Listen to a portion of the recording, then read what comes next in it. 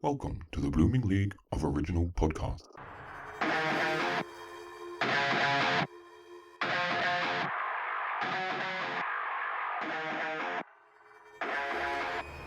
G'day and welcome to an extra fabulous edition of Thrash and Treasure, the torture chamber musical comedy podcast that sailed the good ship Lollipop straight into a cold-hearted iceberg.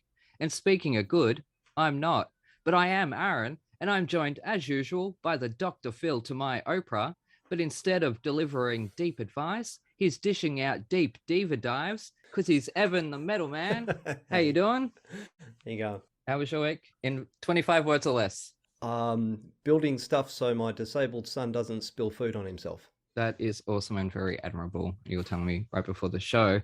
Anyways, guess what? What? We have our first prima donna in the Rock Opera House today, and I'm so excited I nearly shattered my champagne flutes. Our next guest is a phenomenal... I can't say words today. Aussie opera star whose extraordinary 5-octave range... Wait, what? I can't even say a 5-letter word? Shit. Whose 5-octave range has been a fixture in Australian entertainment, spanning stage and screen, with appearances on Spicks and Specs, The Last Leg, Adam Hills Tonight. Wow, someone at the ABC must really like you. And it's easy to see why, with breezy stage performances that let this artiste get the Mozart out of her skills in productions such as... opera titles, brace yourselves, A Little Night Music, Trial by Jury, phew, okay, The Mikado, easy enough, Don Giovanni, Manon, The Magic Flute, The Convicts Opera, hey, I'm good at this, The Love of Three Oranges, Fied Leo, Iolanthe, Dive Little Malouse. Anyways, this dazzling diva has also chuckled caution to the wind with various comedy and burlesque performances, including her world-renowned, spoiler alerts, Late Night Variety Night, plus the world-first, the Opera Burlesque, in the world-famous Spiegel tent. It's safe to say the world is this icon's oyster shell light. So please give a warm, harmonised g'day to 2 out of 6 Laurel Eyes, whose talents have also lied in the creation of her successful Jazzmatazz series of CDs, also making her an accomplished recording artist, where she perfected the popra formula to create alchemy, plus her various performances across the world's most illustrious theatres and festivals, including Carnegie Hall, Sydney Opera House, Edinburgh and Melbourne comedy festivals. Plus, we caught her spectacular Christmas act in Courtney Act's Christmas Spectacular, but today she's caught in our torture chamber. So please welcome to the show the cabaret star who flew home with a helpman when she spread her wings as Yma Sumac, the Peruvian songbird, who, by some miracle, is also today's chosen metal album. What? And after our guest's history of operizing classic rock songs by artists such as Kiss, Blur, The Prodigy, it's her cover of AC/DC's You Shook Me All Night Long that has wives everywhere asking their husbands, what the fuck are you watching? Only to find out it's the exquisite Ali McGregor. Welcome to the torture chamber. How are you going? Wow, I'm a little gobsmacked at that introduction, but thank you. So am I. I think that's possibly one of the longest ones out there, and I didn't even cover your work in plays or commercials, half of your television work. No, I don't. Yes, I mean, it did read like a slightly incorrect Wikipedia entry, but I got IMDb as well, which I have a question about because there is something on there that I'm curious. Yeah, maybe IMDb is kind of incorrect. I mean, you did mention just all the television shows my husband's involved in, and I haven't necessarily been, but that's fine. Yeah, I didn't think you were in The Last Leg, but I put it in there anyway because... No, look, let's do it. Why not? I had to make a joke out of it because that's what we do here. We love to show our reverence with our tongues planted firmly in cheek, but I have to know... Were you actually a script supervisor on the Miss World pageant? Because that's on your IMDb. God. Is it really? Yes. Oh, I'm going to take that. I'm absolutely going to take that. I mean, no, but no, yeah. That's fabulous. It was 2011, and I'm thinking, no. Look, look, obviously I did blank out for most of 2011, so maybe that's what I was doing. Possibly. Yeah, I thought I was just raising a 1-year-old, but no, that actually, yeah, I think probably those two jobs are very similar anyway. So, Yeah. yeah, no, oh, how wonderful! I'll have to read that. I love incorrect.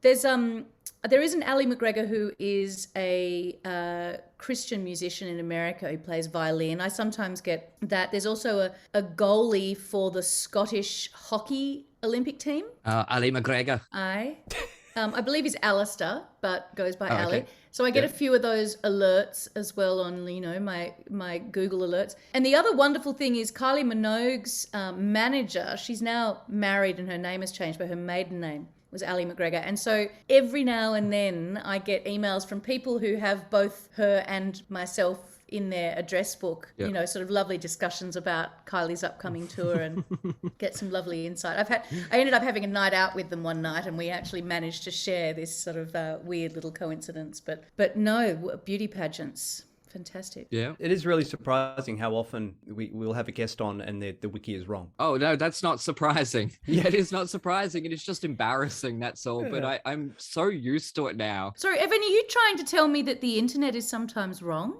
Yeah. Yeah, more often than I thought. I think that is fake news for sure. I think in Australia you do have to be a multitasker because, there's just not a huge amount of work in any one genre. Because in Europe, if you're an opera singer, you can pretty much just have like 3 operatic roles that you play and you just play them in opera houses all around Europe and America. Yeah. In Australia, it's, everyone I know, Amanda Harrison, who's, lead in Wicked, she's now a real estate agent as well. Like, everyone has to be a multitasker. It's, yeah, I kind of love it. I've always enjoyed being a jack of all trades, master of none, but anyway. Yeah, well, that's what I always say. But mentioned a few times on this show to the kids out there to pick up secondary and tertiary skills in design or something else to back it up at the end of the day. Then again, I can barely rub my stomach and pat my head at the same time. But you have expanded over quite a few genres of music through opera. Will we ever get a opera rap album, Ali McG, Indahouse? Well, you say that like it's a joke. Oh, no. But I am a massive hip hop fan. And in fact, one of my favorite songs to do in my variety night is a medley of lady rap. Yeah. And I cover, there's some Salt and Pepper and Missy Elliott, Nicki Minaj, and a whole bunch of stuff. I love, I'm the sort of most middle-aged white rapper you could imagine. But yeah, I use my own shows to live out my MC dreams. Awesome. I rapped in front of about 3,000 70-year-olds on a cruise ship. I did Eminem just for fun. Awesome. Just for fun. So I promise that is not a joke question. It was... I'm assuming you did the radio edit? Yeah. So there's only like 4 or 5 words in that anyway, then I'm assuming, yeah. It was Lose Yourself, so just trying to inspire all the oldies. Once you take out all the bad words there's not that many words to rap. I'm not sure how much of an achievement that is. No, I said mother flippin'. But anyways, this week we're going to change it up a little bit. We're going to jump into the musical because we have a doozy that Ali and I discussed and chose. It was between Flahuli and the one that we did choose, Jerry Springer, the opera, which is an absolute controversial show, to say the very, very least. So what we'll do is we'll quickly run through Evan's thoughts and see what he thought, because he dived into this. And just for context, he loved Frozen and loved Book of Mormon even more.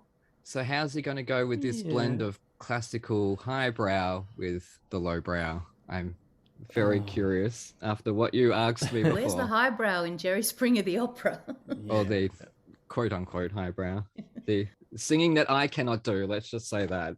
I can barely string a sentence together. So anyways, Evan. Right, well, just before we get started, hopefully you haven't ever been in this show. I haven't, no. Or know anyone associated with it, not friends with Stuart Lee or anything crazy like that. Yeah. I feel like I know what's going to come up here, but I'm a huge admirer of Stuart Lee, and I know people who've been in it, but go ahead. All right, well, I was watching some stand-up of he's funny. His stand-up's great. Yeah, for a start, I don't know how this exists.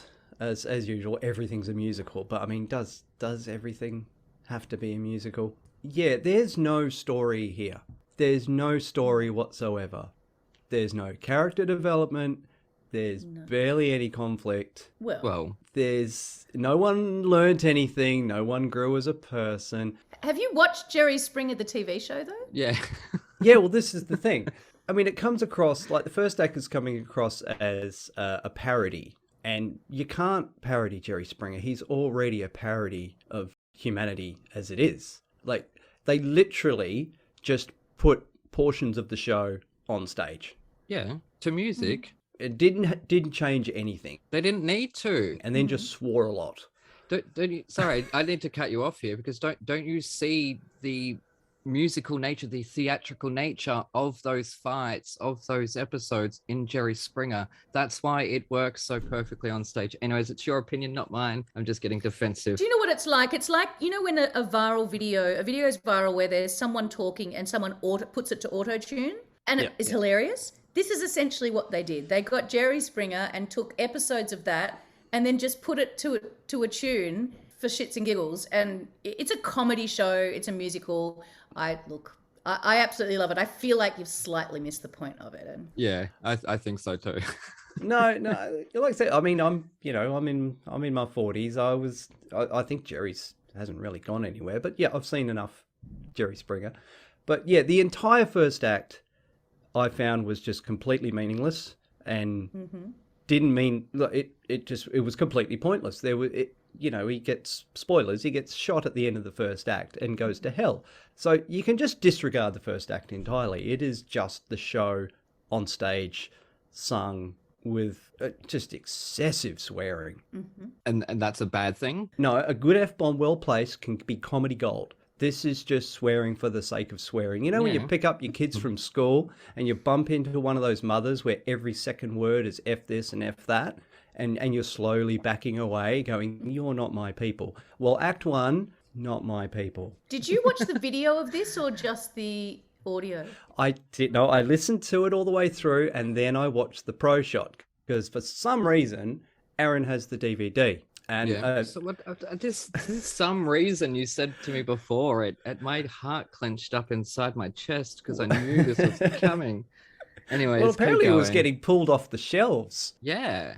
Just from being. Now, I don't have any problem with the content whatsoever. With Lucifer and all the rest of it, the Christian side of it. That's fine. You can have what is it? Chicks with dicks and guys in nappies, and that's fine. I don't have any problem with the content. As a cisgender male, yes. Yeah, it was just terrible from start to finish. I'm disappointed in you. I've got a problem with the plot. What about the I Just Want to Fucking Dance? That song is iconic. Yeah. Okay. You have to at least like that song. I like, what's her name? Alison G. Yeah. Alison Gia. Yeah, she's great. I noted it down. She's got a genuinely good voice. She's amazing. She's Australian, and that song has taken her around the world on gay cruises, but around the world. Yeah. I don't think you're allowed to have a gay cruise without her singing that song. No. David Badella, who plays Satan, genuinely fantastic voice. He's brilliant. No, my issue is not with the singing, or the talent on stage. It's the writing. I found there's some really lazy writing where you've got entire verses which are just bitch, bitch, bitch, bitch, bitchy, bitchy, bitch. Yeah. There is literally That's the 2 point. minutes. That's the point. You got completely missing the point. Sorry. No, I'm not. There is literally 2 minutes and 6 seconds of Satan and Jesus saying F you to each other. Yeah, and then the most brilliant line ever, talk to the stigmata. Which he didn't have on his hand.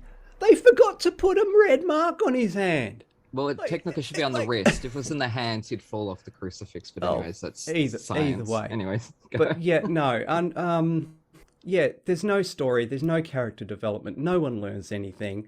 Well, my beef with the storyline is Lucifer's problem is with God, not Jesus. God is the one who cast him down, not Jesus. And you got Lucifer and Jesus on stage trying to, work out their differences. It's the wrong favorite guy. son. He's the favorite son. That's why he's jealous of Jesus. Jesus didn't cast Satan down. That's not how the story goes. Jealous of.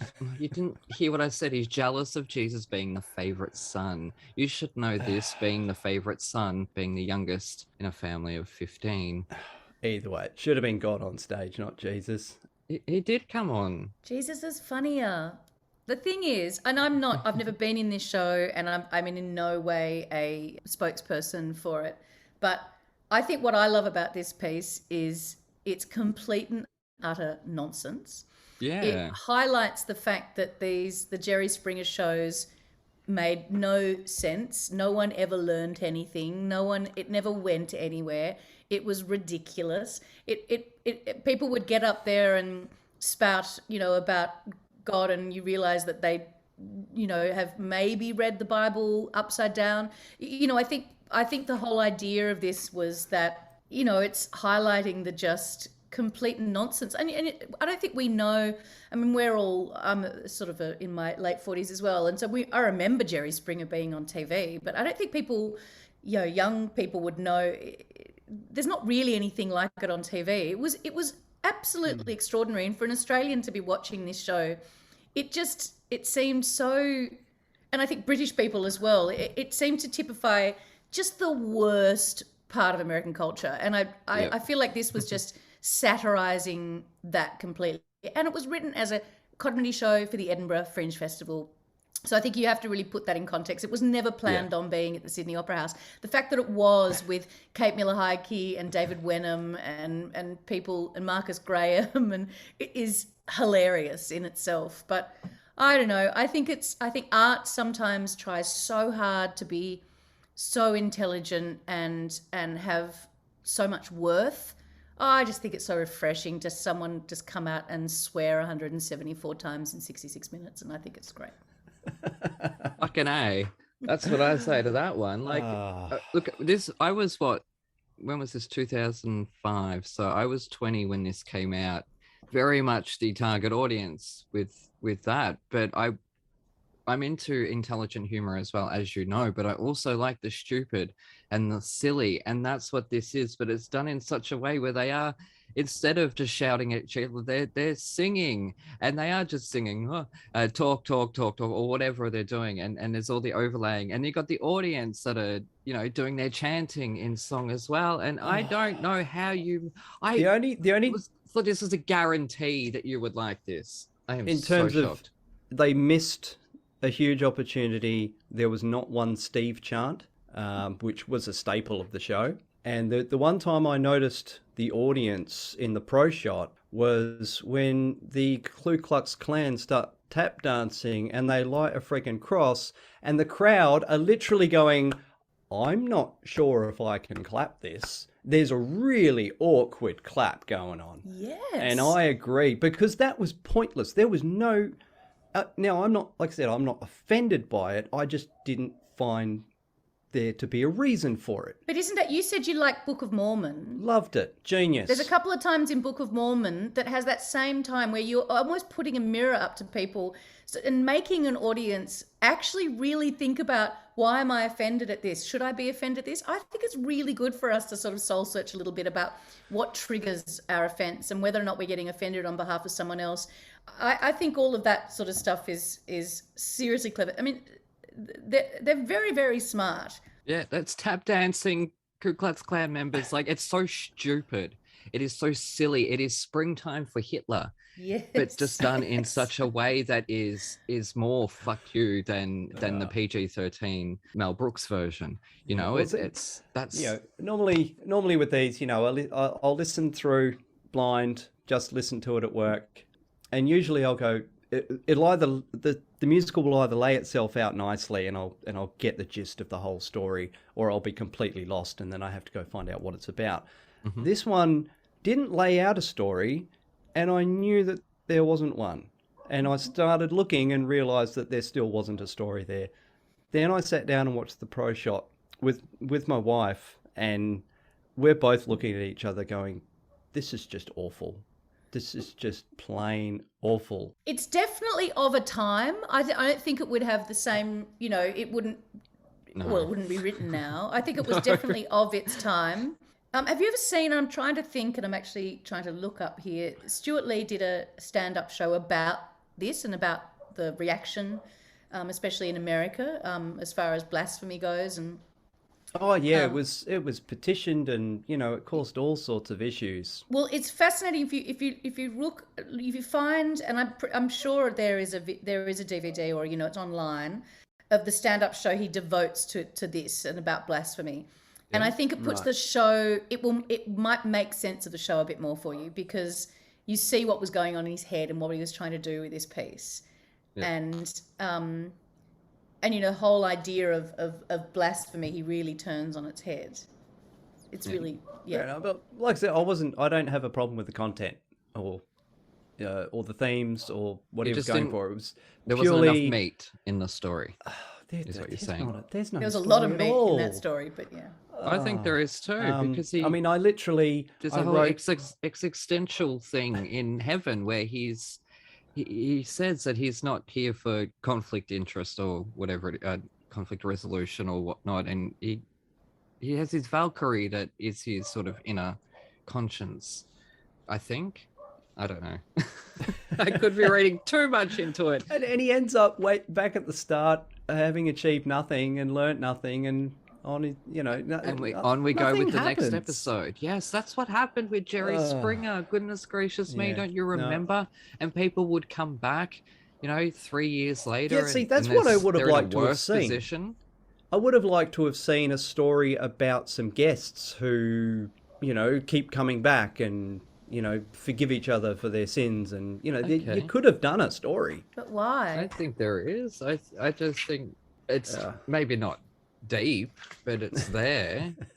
Look, it's a satirical review. It's not really a musical in the sense that it has, a narrative arc. And I think you have to see it as a burlesque, as a satirical review.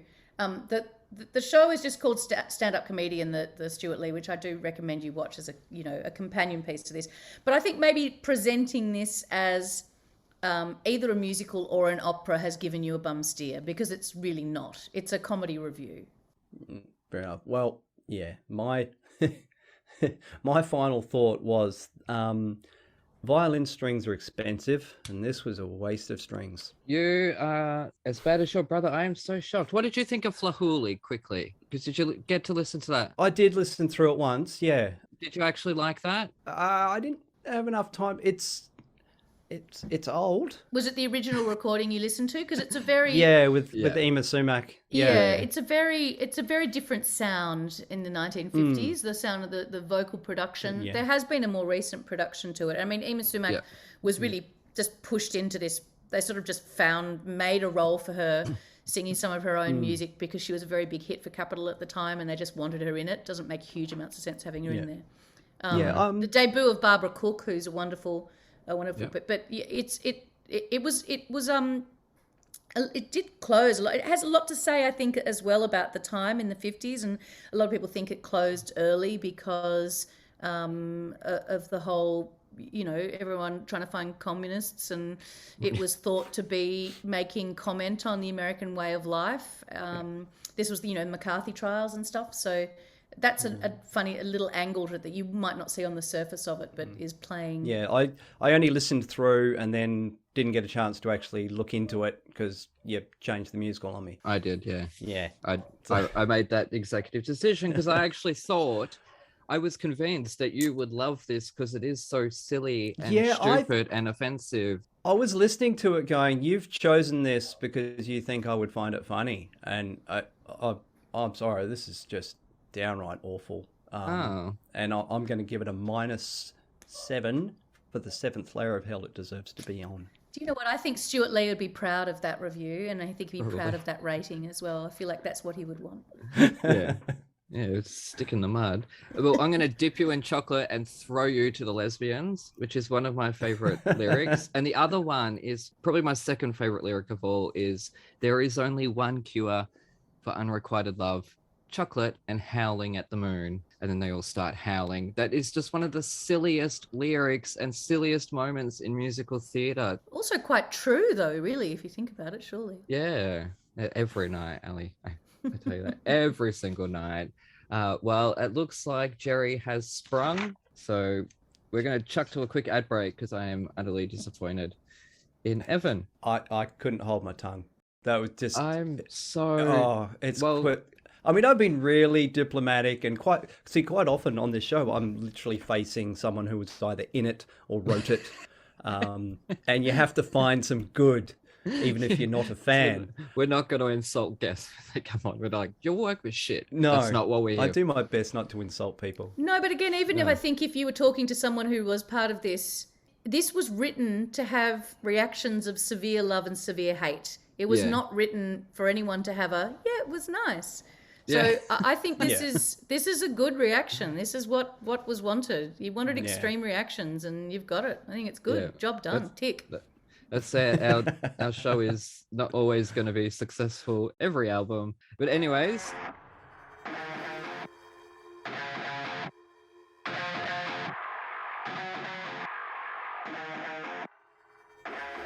Coming this summer, winter, spring, or fall, the first ever musical theater sitcom, where you go behind the scenes of the latest West End show, the Fosse Forest Ballet.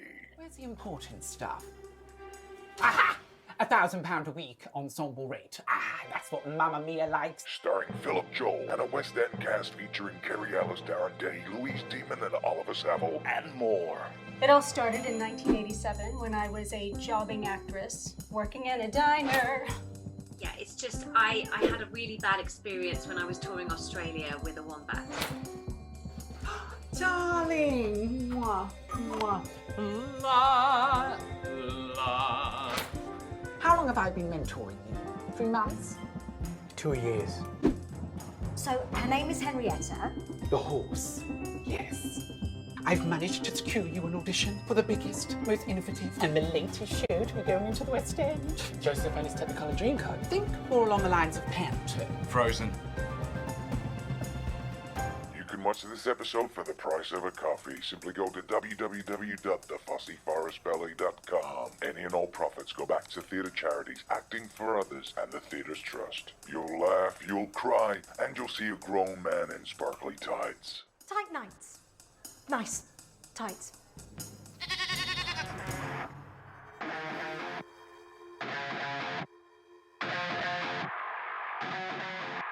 We're back with Thrash and Treasure. I'm Aaron, that's Evan, and we are joined by Australia's #1 soprano or mezzo-soprano or baritone or bass. I don't know. All these terms you covered 40 notes, is it? No, I don't have a 5-octave range. Either did Yma Sumac really, and I'm a soprano by definition, but I'm in no way Australia's best one. Do you know where I got that from?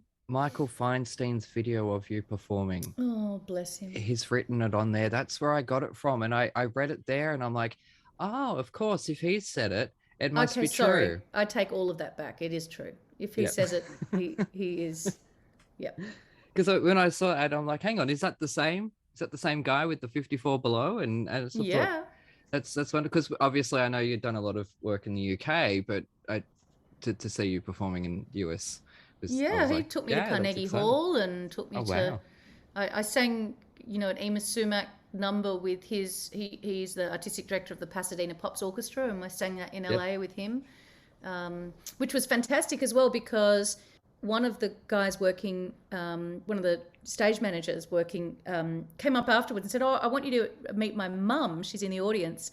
And she went to school with Yma Sumac's son. Oh, wow. So it was really wonderful being in LA after doing the show here and about Yma Sumac. We haven't really mentioned her yet, but she was a 1950s Peruvian singer. Yeah. And, not many people in Australia really know her that well, but, suddenly being in LA where she lived most of her life, it was fascinating to be around people who did know her and who had seen her at the Hollywood Bowl in 1951 and stuff like that. It was very cool. Wow. Well, I checked with my mum, and she's heard of her. Oh, she has, yeah. It was definitely something to put on at the, at your dinner party. It was that sort of mambo exotica era in the 50s where, everyone was listening to tiki drums and drinking cocktails. Yeah, well, Mum's 80 next year. And, I just sort of randomly, I'm like, have you ever heard of Yma Sumac? She's like, yeah, of course I have. She was the highest selling recording artist for Capitol at the time. And they also had Bing Crosby. She was a huge star. And, I guess when rock and roll came in, a lot of that kind of exotica was seen as a bit kitsch and a bit naff and seen as kind of novelty songs. And so I guess she sort of, faded out a little bit of popular consciousness, but she was incredible, a huge star. I've heard her in a few movies. Yeah, Charlton Heston.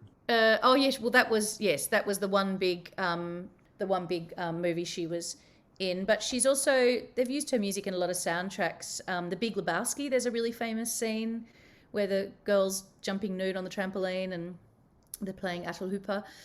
And it's been sampled in like Black Eyed Peas songs, lots of TV commercials. So yeah, she's one of those things when you hear it, you're like, oh, I know this. Yeah. Even a Apple commercial used one of her songs as well. Yeah, doesn't surprise me. Yeah, It did. Now this week we've chosen, because Yma Sumac in the 70s did a prog rock album, which Ali, you told me about, and I was like, whoa, okay, now we're definitely going to go with this because this is the intersection of our show. Very much so. So I guess this is going to be our last episode. We've reached the pinnacle. Now we can stop. And sorry to Chris Sarandon, who we have recording next week. We won't get to you. No, I'm just kidding. No, Ali has hijacked the show Yes. and chosen Yma Sumac so she can talk about one of her favourite things. Look, I have, and it's true. I do love her. And this album, Miracles, is kind of insane. I love it because it's kind of just what? That's kind of generally the reaction people have, like, what is this? And she was at a point in her life, similar age to me, where I am, and rock and roll had come in, and she felt like, she didn't know her worth. She'd had a really tumultuous time in her personal life with her husband, manager, Svengali, etc. Oh, getting everyone pregnant but her, and they'd sort of divorced twice, and she was at a point, I think, where she was really trying to feel relevant. And so the idea of doing a rock and roll album seemed like a really great idea. And the people writing it were similar people who had written all the Exotica stuff. So it was kind of like a whole bunch of, it's like your uncle writing a rock and roll album a little bit. It was kind of a whole bunch of people who had been great musicians, but writing some of the more kind of Exotica stuff, suddenly going, oh, we can write this rock and roll stuff. That sounds easy. And then just putting this extraordinary voice over it. Interestingly, she didn't sing any of her high notes at first on this piece, and the producers were getting really annoyed, and one of the producers basically threatened to bring in another singer just to sing all the high notes. And then suddenly Yma swanned in, did one session, and then just basically overlaid high notes over all but one of the songs. And apparently it was extraordinary, and she sort of threw her hat up in the air and went, basically a 1970s mic drop, and I walked out of there. But it's a kind of insane album. I love it. That is very rock and roll. And actually, before I get to my review, because I've written a short review, I watched I watched a performance of her, and during the break between songs, there was a little interview, and then she was about to sing the second song. Is this the German television show? I think so, yeah, and someone started to laugh, and she's just like, no, see you later, and she stormed out of there, and I'm like, yes, that's very rock and roll. Yeah, I recreate this moment in my show. I do? Yeah, it sort of saddens me a little bit because she had no one really at the time. As I said, she'd had this husband who was a manager and who looked after her for so many years and never really sort of fronted herself, and sort of is at a point in her career where she feels like people are laughing at her and think she's a novelty song. And she just, the insecurity as another performer watching that, the insecurity on show when you see someone you think maybe laughing at you, and it just, it breaks my heart watching that clip. Yeah. Look, a lot of performers would work through it and probably not put on a good performance, whereas she was pretty much a middle finger and walked out of there. Good on her. Yeah, she's great. I know, but it's also one of those funny German talk shows where it's this dude in lederhosen and slippers that look like hamsters. I'm not sure if you noticed that part of it. It was only just the clip of sort of the one song and then her walking off. She apparently, from what I can tell, exhibited quite a few rock and roll sensibilities, and I like that in a lady. Anyway, so I'm going to quickly run through my review. Don't expect anything much, not as deep as Evan's disappointing review. Anyways, I'll hopefully be able to sleep tonight. So, when I first saw the cover, I wondered where it was, and can I go there? Even with the stairway to nowhere. But the more I stared at this photo, the more I realised that the promenade is actually a double bass with a pig's tail. And who is that giant showgirl? Bewildered, but intrigued, I pressed play, and the instant the psychedelic prog rock started, the photo started to make sense. This pic was taken on somebody's acid trip. Anyways, already slightly familiar with this Peruvian songbird's call, I was still surprised to hear how well their ebulliently animalistic vocals suited. I don't know why wow wow wow is only a shoulder chip away from gra gra gra gra gra. But upon my third listen, I realised something. This is the perfect soundtrack for the Toniston Tales. Shameless plug. From its slick, funky, drug-infused orchestrations to the sheer joy behind Miss Sumac's voice, I'm actually slightly disappointed not to have known this miraculous record existed whilst writing the Toniston Tales. Plug. It's odd, insane, unique, exciting, and amazing.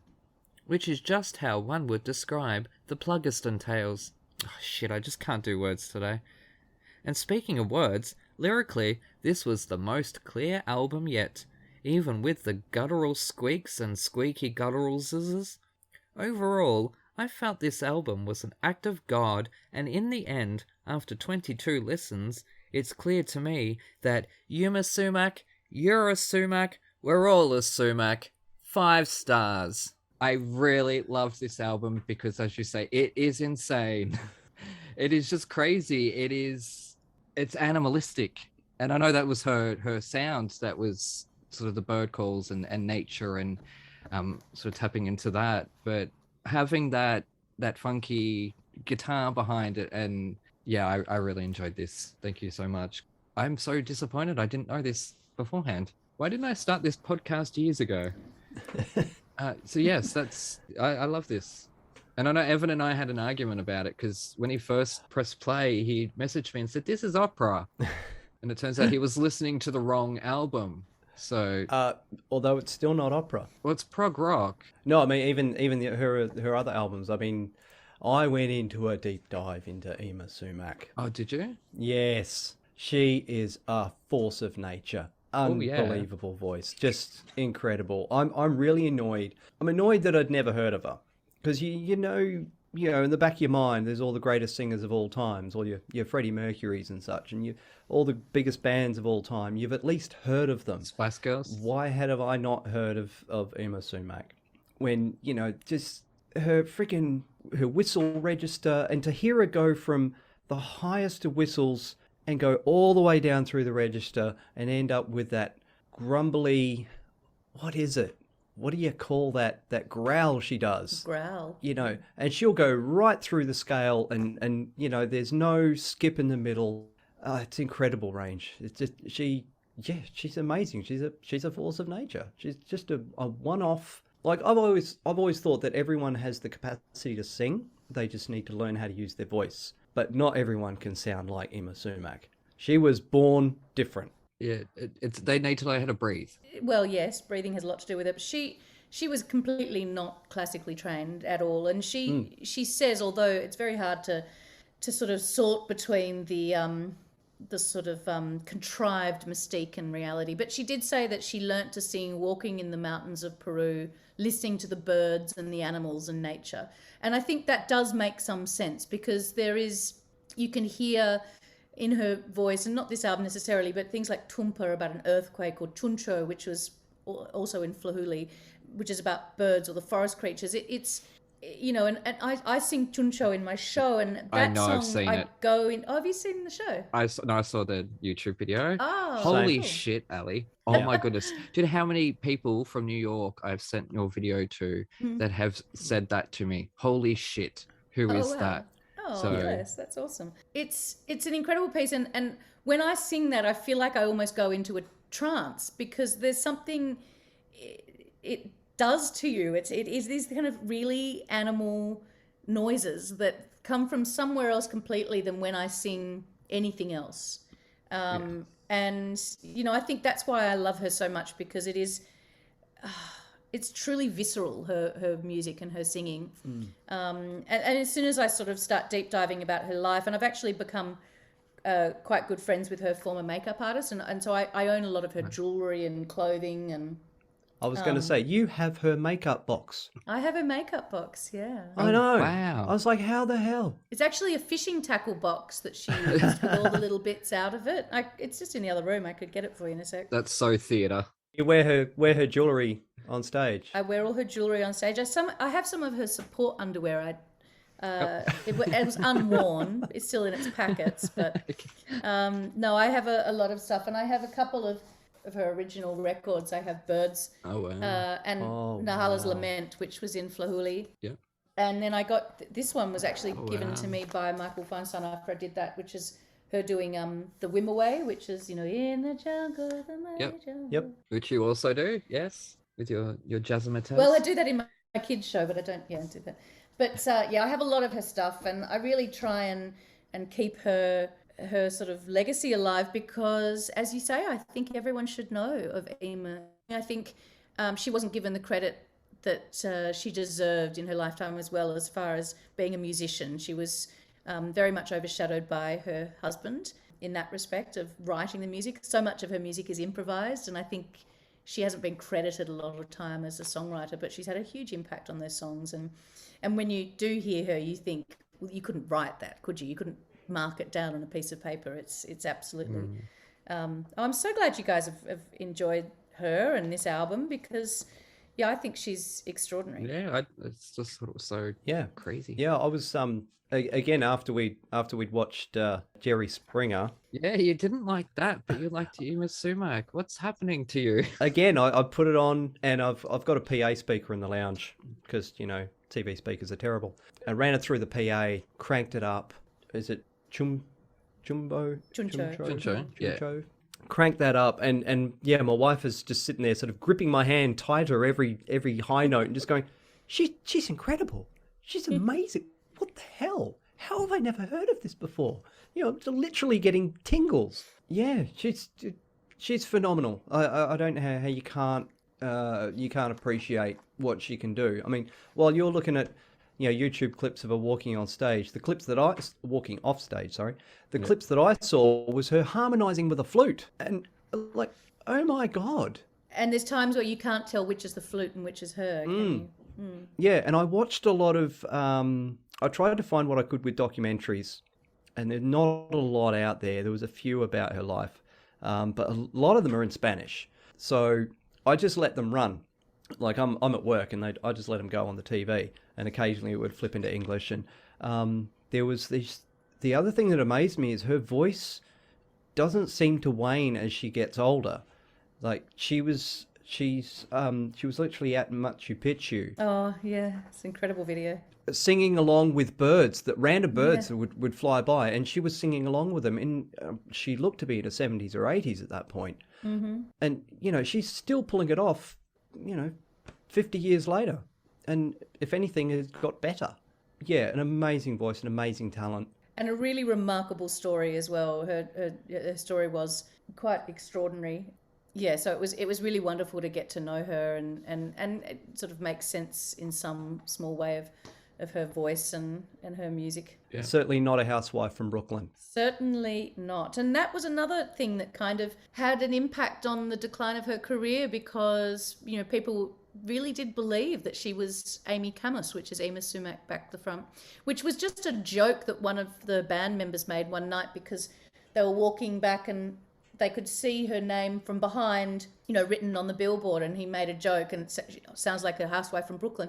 But it sort of did the rounds, and people still say to me, oh, wasn't she a housewife from Brooklyn? And it really did kind of damage that a little bit, the mystique, and people kind of calling into question. Yeah. I mean, Capitol Records certainly did make up a whole lot of stuff about her being an Incan princess and stuff, which has a touch of truth, but, I think people started to think, oh, it's all just... doesn't make sense. And then people start to think, oh, maybe the voice is made up as well, and maybe she's not all that. Again, so you pull back the mystique from things, and it's, But no, she is the real deal. She is the Nightingale of the Andes, the daughter of the sun. Exactly. It'll be her 100th birthday next year. It will indeed, September 10. Yes. Now, El Condor Pasa, is that a cover? because I swear to God, I was singing along in English to something. Yeah, no, it's definitely a cover. She didn't write that. Interestingly, they sued the record company over that because weirdly they actually attributed it to Paul Simon. He didn't write it, but he'd done a version of it around about the same time. But he didn't write it. But she sued the company because she does an improvisation at the start and at the end of that piece, which is absolutely her. And again, I think it was the first time she'd ever really stood up for herself and said, no, actually, I did have a hand in this. No, you know, she didn't write the full thing, but she should have been credited as one of the writers for it because she was actually writing music over it. But no, that's, yes, and that sort of, she didn't do any of the high stuff over that either. That's the only song on that album where she doesn't do all the high whistle tone. Just sort of in its raw state, but that's been done by lots of people. Fugees did a version of that, I think, as well. Okay, yeah. Now I can't remember what song it is, but I do remember singing along to it in English every time I listen to it. But there's no Wikipedia page for this album, so I never got around to... I'm looking actually to see if there's anything interesting in my Bible here, which is not actually... There's some things in this book about Amy Camus that I'm that Yma Sumac that I'm it's got Amy Camus written on the front here.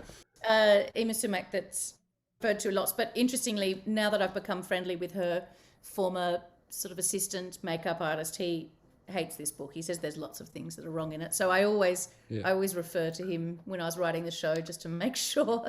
There's a lot of stuff written that's not quite correct. Yeah. Now, how bored were you when you worked out that you could sing just like Yma? Were you just sitting around your house one day? I thought that full stop was going to come just after when I could find out I could sing. Full stop.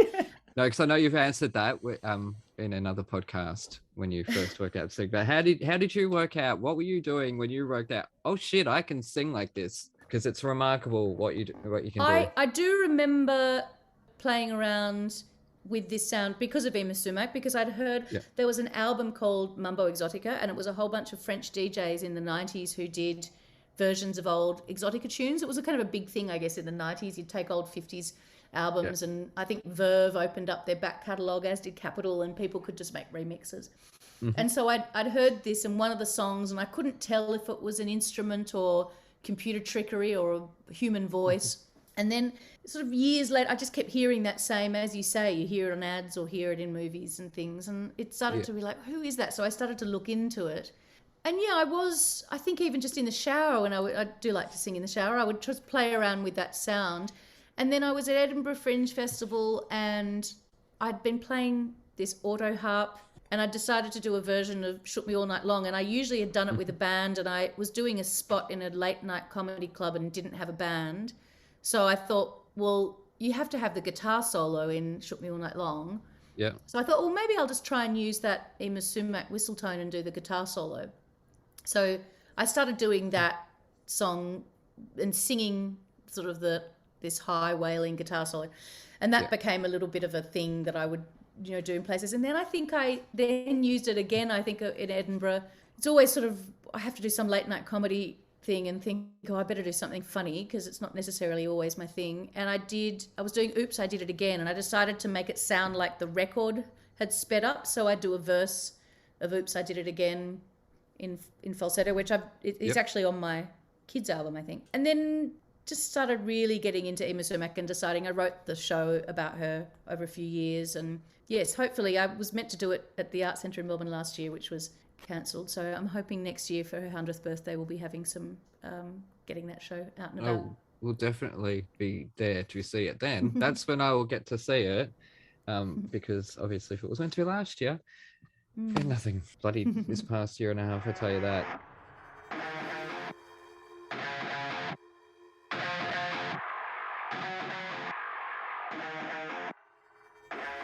G'day listeners, Aaron here. While you're topping up your coffees, did you know that you can support our show and go on a fantastically scary adventure at the same time? Go to www.thetonistantales.com/bookstore to grab your copy of The Toniston Tales, a darkly funny Aussie trilogy about a young boy who rescues injured animals in his spare time and the roller coaster ride he's taken on by a literal fish out of water. Written by me, the village idiot of Thrash and Treasure, you'll come to love Toniston Turnbull and the dozens of wacky characters that he meets along the way. And here is a sneak peek. Crack, thud, the human trips over the uneven ground as the Twanimal blows out the lantern. Watch your step, Cubpaw says a little too late. Why did you put the light out? Bollycosh, an open flame near hay bales? And here I thought you were smart, sir. Toniston agrees with how silly he must have sounded. What are we doing out here? The boy asks as they blindly walk around the side of the house, where they're greeted by giant shadows rising up above them. Unable to properly see in the pitch-black darkness, Toniston presumes they are the 3 hay bales. He looks around. The plains are vast, and the spotlights out in the distance, now a purple colour, seem to be too far away to bring any real light to them. They do, however, look very pretty dancing on the rippling oceanic sky. Stand back, the silhouetted Cubpaw warns with his gruff but friendly voice, clearly able to see in the darkness better than the human, who had constantly refused to eat his carrots. Grab your copy of the Toniston Tales from thetonistontales.com/bookstore today. Hooroo!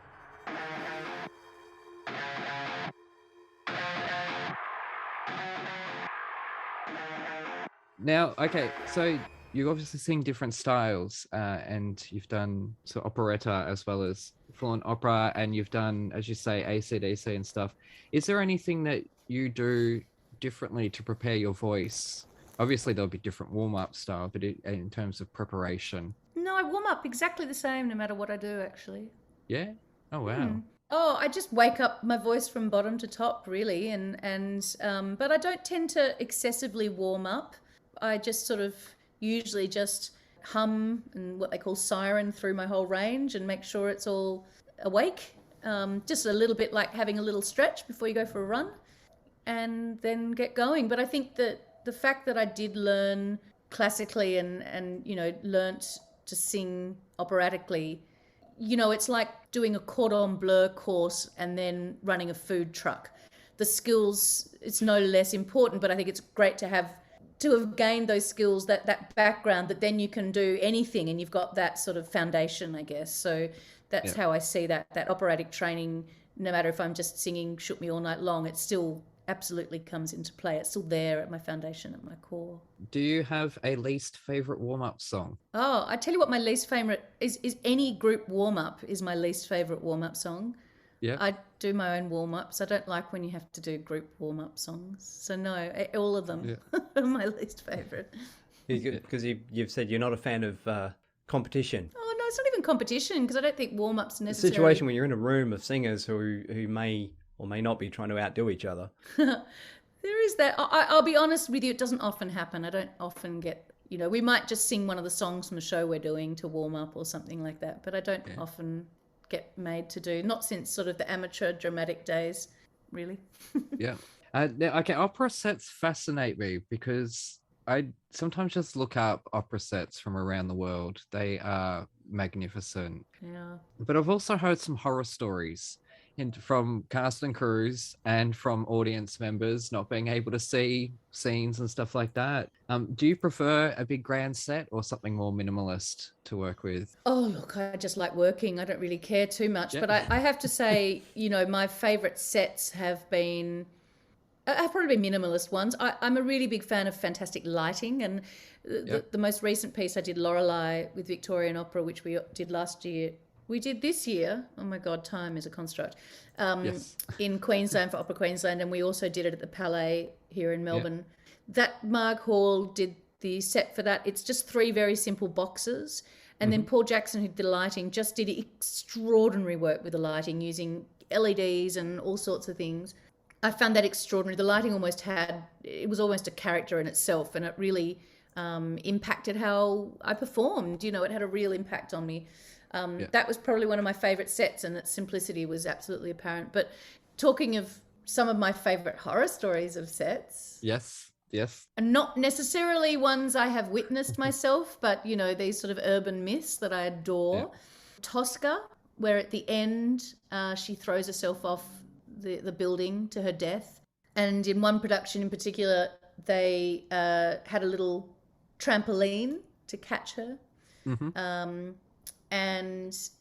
No, sorry, she gets shot, doesn't she? Sorry, I'm completely confused. But anyway, she falls off this building. Yeah. I think the story goes that it was completely balanced so that for this singer, she would fall and that would be fine.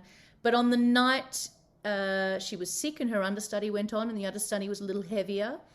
And so when she jumped off the building, the audience saw the building here, and she jumps off and bounced back up, and then they saw her pop up again behind the battalion. Oh, I thought you were going to say that she'd missed. No, I wouldn't. That would be a sad one. I like the funny ones. Yeah. And I have been in productions when someone's walked on and forgotten to put their wig and just wearing a wig cap. And so I had a production once where someone walked on and didn't realise there was a coat hanger just hanging off the back. And he was meant to be this sort of big king, and he had just a coat hanger hanging off the back of his jacket, which just was hilarious. Yeah. I love when things go wrong. I think live theatre, that's what I love about it. When something goes just slightly awry, you're reminded that this is completely live, and every show you do, every night is unique. Yeah, we're all vulnerable for that 2 hours or 3.5 hours if you're doing opera. Now, okay, having done so much opera, what's been your experience with standing ovations? Have you noticed a difference in audiences, maybe compared to 10, 15 years ago, compared to today? Oh, yes. But the general thing is Australians are a really tough lot to get standing ovations from sometimes. There's and I think, well, there's a couple of things. Opera crowds are slow. They're usually a little older, and they're not as quick to stand up because, you sit down for 2 hours, your knees get a bit stiff. Yep. And then you have some younger crowds that stand up because they're getting up to going. They've got to get to another show at a festival, or they're going to the bar, and you're never quite sure if it's a standing ovation or people are just really busting for the toilet. But no, Australians don't. In Europe, you have these standing ovations. It's very common for you to have encore, like quite a lot of curtain calls and encores. In Australia, that's not like, I loved it, and I'll stand and I'll clap, and sure, bring that curtain up once more. But any more than that, come on, take your hand off it. We don't like to be excessive with that sort of stuff here in Australia. More than one shake and you're playing with it, as I said to Evan before the call. Marks this question of pretty much every guest since Joanna Gleason, I think. And we've had so many different perspectives on stage and off stage of people. Everyone's definitely seen a change. What do you think, less standing ovations or? Oh, no, more. More. Unnecessarily given today. And it's not at all to say that the people don't deserve it. It's perhaps there's an influence that's reality TV where they're getting up and screaming for the worst performances ever because they're told to. And so they take that mentality with them. That's one suggestion. Michael Cerveris suggested that it might be fandoms.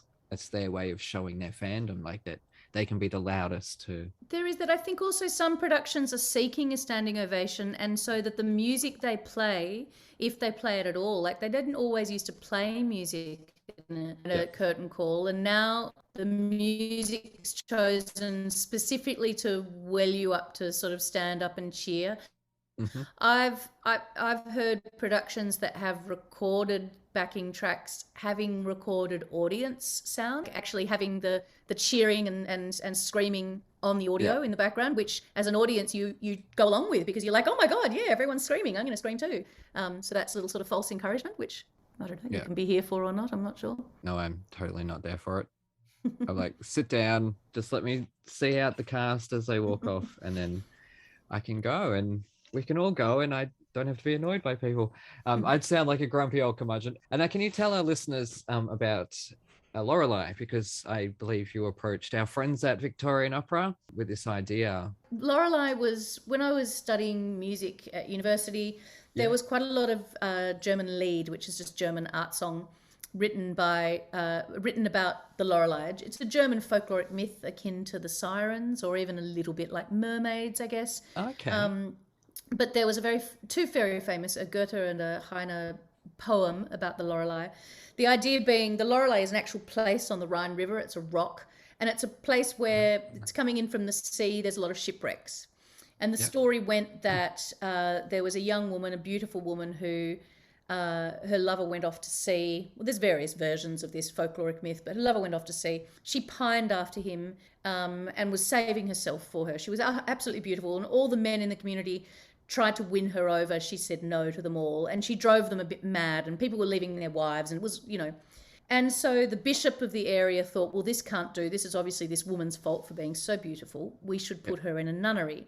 And as she was being taken to the nunnery, she said, please, can I stop and look one more time over the Rhine River to see if my lover has returned? And she either fell or was pushed or whatever off this rock to her death. And from then on, the ghost of the Lorelei, this beautiful maiden, brushing her long hair and singing her song, would lure these sailors towards the rock, and they would crash their boat. And I was always fascinated by this because it seems to happen a lot in literature where a woman's beauty or sensuality or sexuality is the blame for men's failings. And so was it that the sailors, was it just maybe just a quite treacherous piece of water, or maybe the sailors were drinking a little bit too much rum, or they were overworked by their overlords? I don't think it was possibly this poor beautiful woman's fault that they kept crashing to their death. No. So I was interested in exploring that, I guess, from a slightly feminist angle, and it was originally going to be a show for our opera burlesque, and then I heard Julian Langdon's music in another piece, Seven Deadly Sins, that Victorian Opera did. And I just had this sudden thought, maybe I should just get a new opera written. And then went and got Casey Bonetto from Keating the Musical, which if you haven't looked at that in this show, you should. Yeah, we will. And Gillian Cosgrove, who is a fantastic musical comedian and actress, currently in The Cursed Child, the Harry Potter play. Well, yes, we went to Victorian Opera, and Richard was really into the idea, Richard Mills, the artistic director, and they were fantastic supporters of it. And it's been an incredible process. And I've started a company now called Fluxus, and we're working on creating more new opera. And I've got another one that I can't talk about, unfortunately, yet, but with Opera Queensland that will be performed next year, and a few other things in the pipeline, because I think opera has room to grow and be really exciting and vibrant. It doesn't have to be dumbed down, but it can be fantastic. And we have an opera company, a national opera company here this year, who, like, next year they've not programmed one Australian work, nothing new. Most of the stars are from overseas. And I just feel like we've got such an incredible creatives and singers here that we should be celebrating Australian work and Australian stories and Australian creatives. Yep, I've been saying that a lot on this show. It needs to be a lot more exposure. Even if it is a production from overseas, still get that cast out there. I haven't seen anything of the Frozen girls, Princess Anna and Elsa, the Australian cast, like, get them out there, because that the fans from around the world are going to check that out. That's what fans do. They seek out and seep out every bit of information that they can. So I completely agree there. We do need more support with Australian arts community.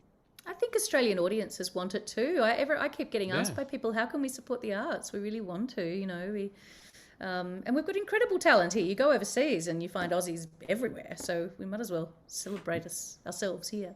Exactly. Now, would you ever do a sitcom? It's never even crossed my mind. Yeah, never crossed your mind? Honestly, if anyone offers me a job, I'll take every job as, I'll consider anything, but it's not been something that's, I'm not a massive fan of I'm certainly not a fan of canned laughter. I actually just listened to a fantastic podcast on that very thing. But no, I don't think I'd ever want to do anything with canned laughter unless it was ironic canned laughter. Is that a thing? No, I don't like the canned laughter myself. I'm actually starting to get annoyed even at studio audiences, like with, say, John Oliver spent, a year and a half in a room without an audience, with no crowd, and how good was it? Yeah, it was brilliant, and I got used to it, and I like it. And now he's back in a studio, and it just sounds cheap. Like, no, it was better without a crowd. It was better without laughter, even if it's real laughter. We talked about it with Tim Doyle on this show, because he is a sitcom producer from Hollywood, and when he was doing The Big Bang Theory, the audience was so excited to be there, so they would overdo it. They would over laugh at jokes, and that's why things sound terrible audience laughter sounds terrible because they know that they're being recorded. They know that they've got to clap louder than normal. They've got to laugh louder than normal. There is also a warm-up guy standing there telling people to clap and throwing candy at them. I mean, if you've ever been in a studio audience, they throw candy at the audience to give them sugar high and to get really overexcited. And you are told to go over the top. It's insane.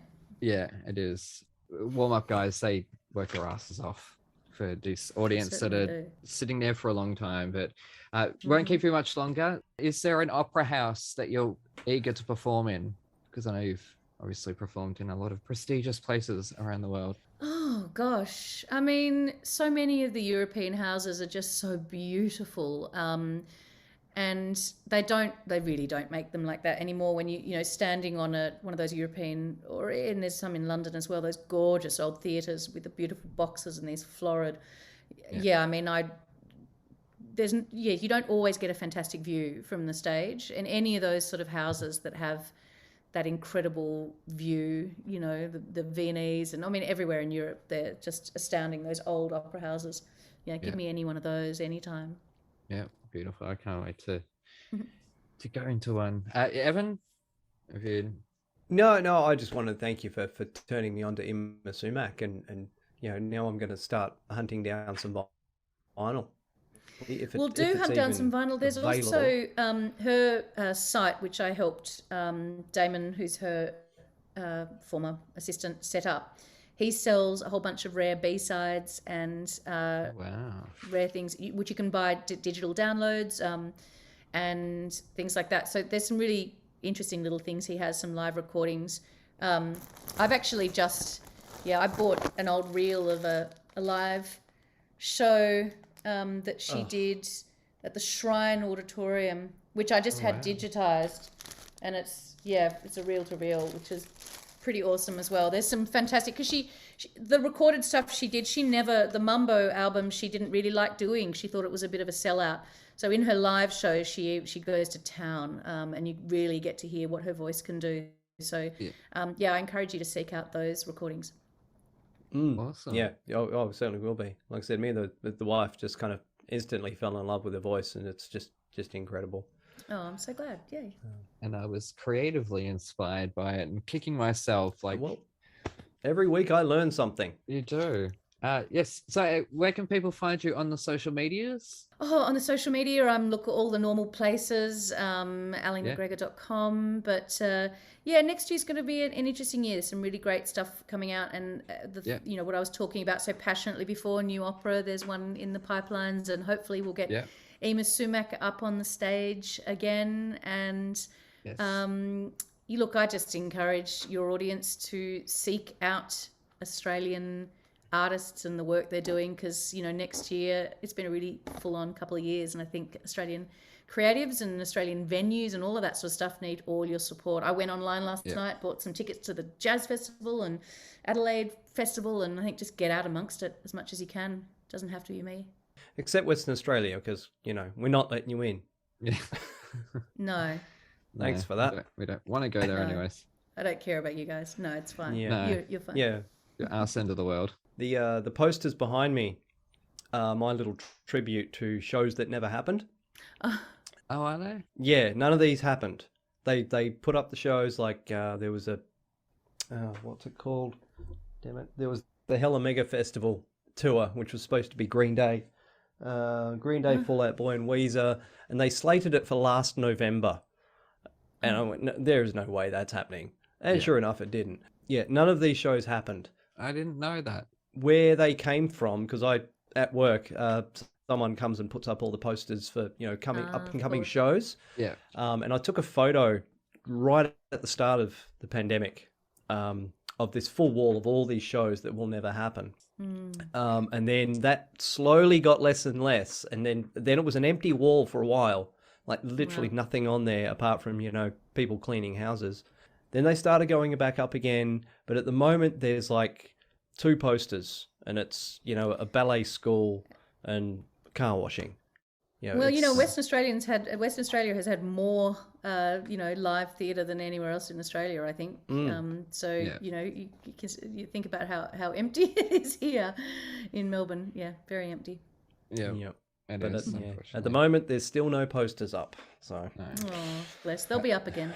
I look forward to Tommy. Yeah. Talk about rock operas. Yeah. But yes, anyways, no, thank you very, very much for joining us. It's been an thanks for having absolute me. honor. You might say that you're not the number one in Australia, but I am declaring it on this show because anyone knows that I am feisty and I fight my point on this show. That's why. Look, and I think they if we've turn learned off. anything over the last couple of years, you can say anything you want and pretend it's the truth.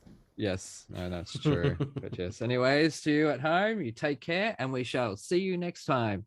Hooroo! Cool. Awesome. No worries. Lovely to meet you both.